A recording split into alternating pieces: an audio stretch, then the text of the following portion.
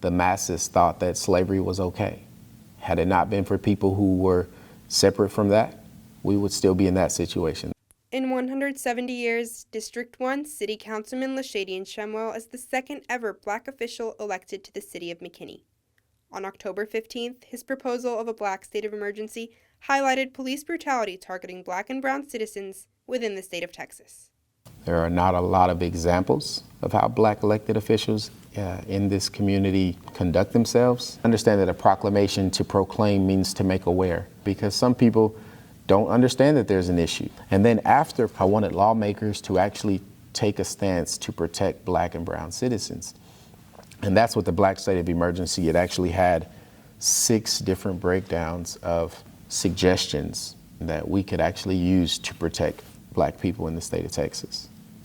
The particular terminology used in Shemwell's proclamation instigated an uproar amongst McKinney citizens, including elected officials. His Black state of emergency, it led off with, the state of Texas, its local governments and law enforcement agencies have declared war on Black and brown citizens by conspiring to kill, injure, harm, oppress, and take away their civil liberties, and it goes on from there. Anytime you holistically and with a broad stroke brush paint any whole group, that would be wrong. And if it's not based in truth and honesty and integrity, then the words are not worth speaking. People were upset and frustrated because they felt like it didn't happen in McKinney, so I shouldn't care about it. But imaginary city lines, imaginary county lines, those don't stop the real feelings and stress and worry. So just because it didn't happen here doesn't mean it won't happen here in the future. So the importance of this is trying to be proactive and not reactive. Approximately 3,100 people signed a petition to recall Councilman Shemwell. In addition to Shemwell's controversial past, for many, the proclamation was the final straw that led to the recall effort. My hope is that moving forward, Lashadian, the recall is successful. Obviously, I would not have signed the petition if I did not think that was the right thing. The council will have the opportunity to appoint somebody to council since there's less than 1 year left on his term. There are a number of residents in District 1 who are appalled, quite frankly, at what Lashadian has done, and have been very clear that he does not speak for them and he is not serving their district. You could think this recall is about something very different than it is.